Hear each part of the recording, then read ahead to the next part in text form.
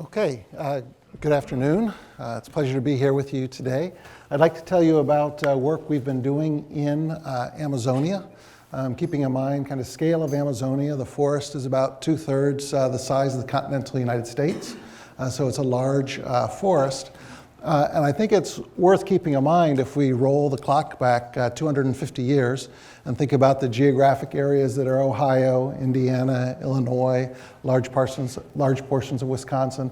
That, of course, was all forested domain. And now, of course, it's deforested to the large part. So where we are now in 2016 is thinking about Amazonia in transition. What kinds of factors are affecting it? There are things that are both kind of within legal Amazonia, which is largely Brazil, and then there are, of course, forcings from climate change. So if one's talking about increased heat, one's talking about temperature, one's talking about changes in rainfall patterns, El Nino, La Nina. One's talking about urban development in the Amazon basin. The military government in the 1960s in Brazil had the vision, actually looking to the United States and said, St. Louis, Cincinnati, Chicago. Well, we should do this in Amazonia. It worked great for the United States. So a strategic plan to pave highways and develop urban regions. And there's been a conflict within Brazil at the political level in the courts for the last 50 years about folks who are in favor of that vision and folks who are against that vision. But of course, the folks who are in favor of that vision only have to be correct once because there's no rollback. Once you make a new dam, once you make a new city, there's no rollback. So Amazonia is in transition for factors that are internal to the basin as well as external to the basin. Yet it's really an essential component of regional and global climate systems. If one's thinking about the fluxes of energy, one's thinking about the fluxes of water, one's thinking about the fluxes of solar radiation, basically the flow, the joules through the energy system. In the southern hemisphere, Amazonia represents really the largest focus of joules moving through the climate system. So any change, large-scale change in Amazonia has kind of teleconnections to the rest of the planet in terms of feedbacks into the climate system. Okay, so these are the types of things that we think about, and then we have challenges. And we have some scientific questions that are stalled at present time, and I want to tell you about how drones could be an approach to monitoring the ecosystem functioning and the changing rate of the forest. New things that we can do with that type of platform and capability that we simply haven't been able to do with traditional platforms like fixed towers, low-flying aircraft, balloons. Okay. So with that in mind, I'm going to tell you about today volatile organic carbon compounds. These are the things when you go, for example, into a pine forest and you breathe, you're smelling largely alpha-pinene. I won't go into the biochemistry, but to give you a sense that there are many different molecules that are emitted in different amounts depending on the type of tree. In temperate forests where we live, you can go, say, to an oak forest. There's not too much what we'd call biodiversity in those forests. In Amazonia, if you've been there, you know every tree is different, and you can tell that because the yellow birds are on one tree and the orange birds are on another tree. There's much more biodiversity. Approximately 1 in 10 species around the planet is estimated to live in Amazonia, and the forest itself is highly heterogeneous. And so we're thinking about smelling the forest, the mix, the matrix, thinking about the identity and the concentration of a range of molecules, smelling the forest as an indicator of ecosystem functioning, ecosystem health, and how that's changing, and essentially flying drones over the forest to do that type of smelling, and needing drones because the natural heterogeneity of the forest ecosystem is neither what a tower gets nor what an aircraft gets, having real missing scale, and drones as a platform to allow us to advance a lot of science that's become stalled. Okay, so what you're looking at here is a land cover plot or an elevation plot of part of the forest. This is a 1 kilometer out to 5 kilometers, out to 10 kilometers. And although the ocean, or although the forest looks like a green ocean, if you look at it, it looks homogeneous. It's not. It's much different from temperate forests. So that's just illustrated here, where the relief in this portion of Amazonia, which is north of the Amazonas River, is about 50 meters up and down. So it's hilly. It's hilly. And what that means is that there are dry plateaus and that there are waterlogged regions in between those dry plateaus. And the ecosystem in each one of those is different. So if one is going with an aircraft, which essentially averages across this 10 kilometers, one gets a green spot. It all looks the same. You don't get any of that heterogeneity, which is the underlying ecosystem that's changing under climate stress. On the other hand, if one places a tower at a specific location, one only gets what's local. One doesn't get any measure of the heterogeneity. And that's really stalled a lot of insights into this system and the ecosystem functioning in the last few decades. Okay. Just as a kind of reflection to show you how some of that heterogeneity shows up, these are morning fogs, and this is the low region. So you can see a higher region, there's no fog, a low region, there's fog, and that's this undulation with elevation. Also with this undulation are different soil types, different tree types, and so all the VOC emissions, the organic carbon emissions, the things that you smell, are heterogeneous across this landscape. And we really at this time have no quantitative insight into any of that because we haven't had the right measurement platforms. Okay, so getting into this a little conceptually, these are two regions that have different emissions. You can see the fingerprints. These are 3 molecules that have been selected, emitted in different amounts. So this kind of represents the matrix. This would be the fingerprint of this region, and this would be the matrix representation of the fingerprint of that region. And these fingerprints are heterogeneous on the ecosystem scale, which is about 1 kilometer, 1 kilometer, 1 kilometer, 1 kilometer. That's the scientific problem we're trying to address. It's at that scale. Now these emissions change under a drought condition, under a flood condition, under a normal condition. So we've got an indicator as the fingerprint changes how these systems are stressed, and we want to start to use that to understand how ecosystems are responding both to seasonal stress, a drought period, also interannual changes because of a longer kind of climate change stress. Okay. So conceptualizing this, getting the measurement platform to match the science question, which is what we've been missing and what drones bring for us. This is a 1 kilometer scale, the ecosystem scale. This is one region in red, one region in blue. So one type of fingerprint emission from here, one type from here. This could be red soils and sandy soils. That's one type of heterogeneity. This could be terra firma at the high part of the plateau, or this could be a waterlogged region next to it. But 2 heterogeneous regions, and 1 kilometer is a natural scale. So if we do that with an aircraft, so now 10 kilometer scale, these are still at 1 kilometer, but the scale bars change, so they've become smaller. An aircraft flying at 500 feet and doing sampling with standard instrumentation has an averaging kernel. This gets blurred out. You get no information whatsoever on the underlying ecosystem from this type of measurement platform. This type of measurement platform, we have flown it. It's expensive. It's difficult logistically. It takes several years of permissions, for example, from the Brazilian Air Force. It's not an easy thing to do. And if you can do it, if you do have the money for it, this is the type of information that you get for this type of science question. So it's not the right tool for the science question, and it's hard and expensive to do it. You put up a tower. Again, this is, we've done it. There are certain science questions that towers answer in a great way, but they give you no information on the science question of this ecosystem differentiation. Again, the same red region now scaled in. This is looking at the footprint of the local turbulence that the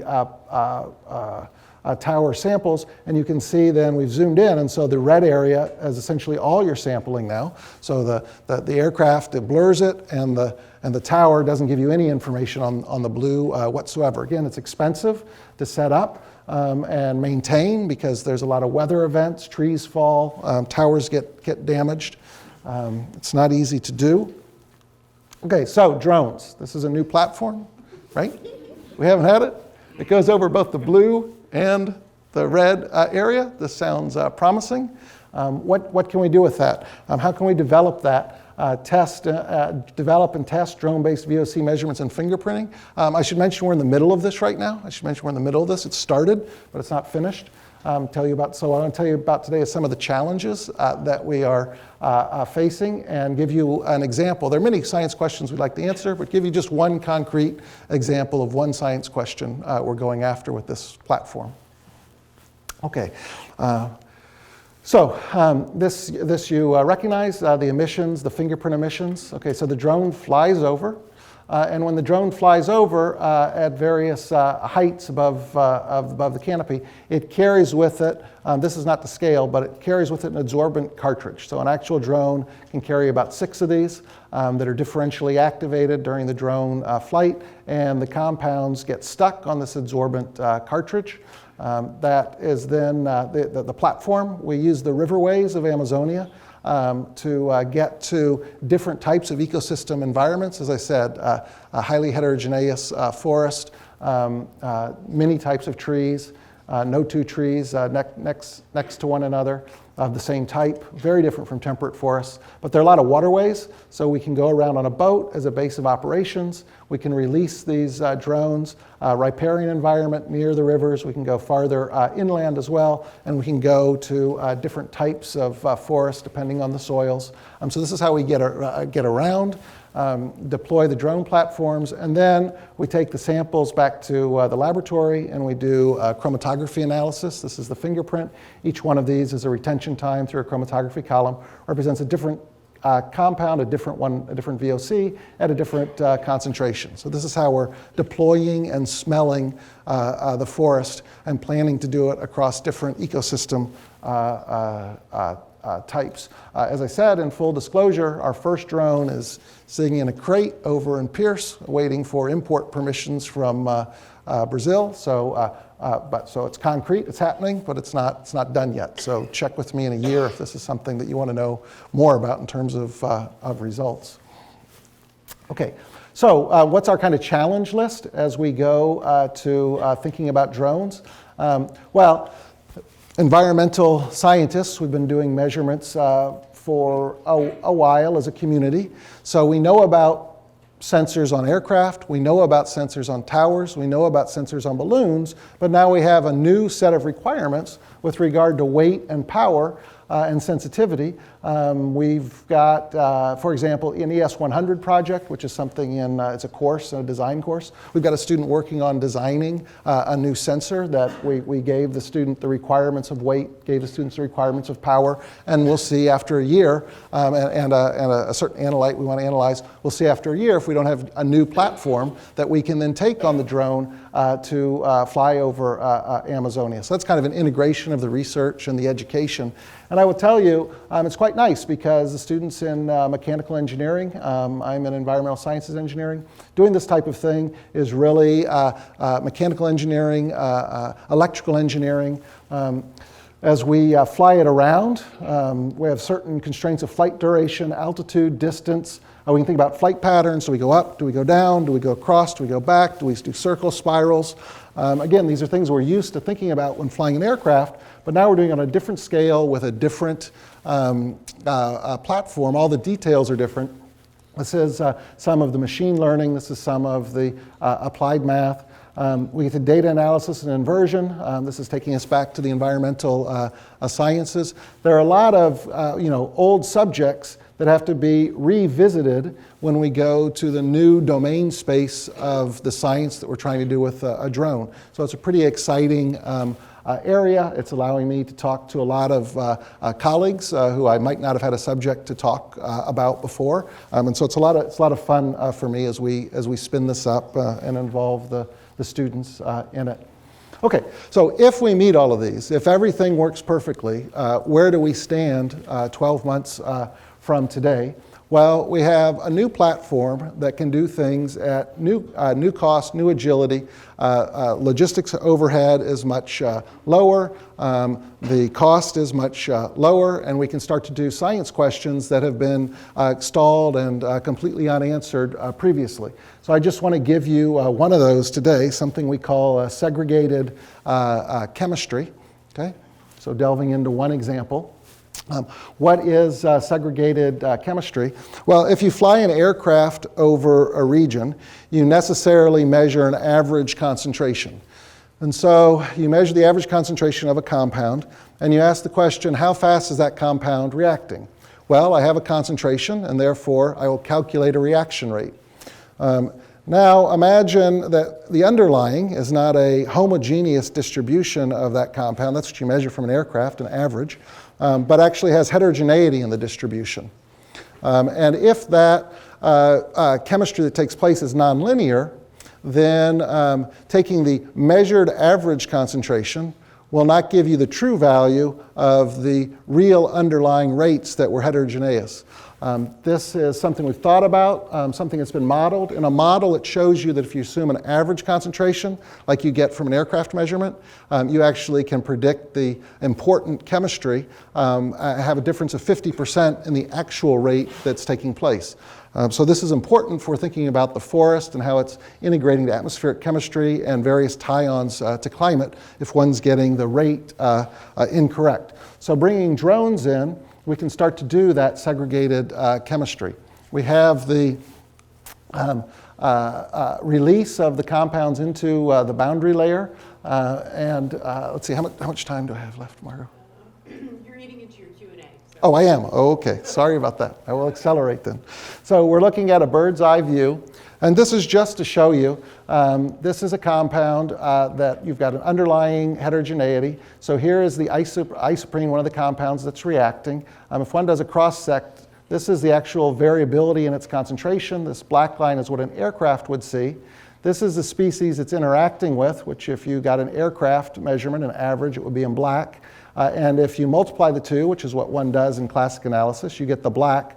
This is the rate, but there's actual great variability. And as mentioned, the rate that you get by multiplying the black by the black is 50% different than the actual rate that you get if you have the underlying heterogeneity of the reaction. So let's deploy now not one drone, but a drone fleet. So we're thinking on order of 10 drones for this purpose. This is dreaming a little bit compared to where we are now. We've got a project for one drone, but we've got ideas for a project for 10 drones. So now if we have 10 drones up, these drones have to start to communicate with one another. They have to start on the fly, literally, thinking about, as they communicate, what's the best location for sampling, so having an auxiliary sensor of temperature and pressure, thinking about the science problem, reacting in real time, with kind of the network approach to these atmospheric measurements to optimize the collected data so that when one does an inversion, a Bayesian type inversion, one gets the best response to this question of segregated chemistry. So with that, I thank you all for listening. If you haven't been to Amazonia, it's a beautiful place. I recommend that you go. For me, this drone project is something that, if successful, will really revolutionize a number of stalled science questions tied to the fate of Amazonia. Thank you for your attention. So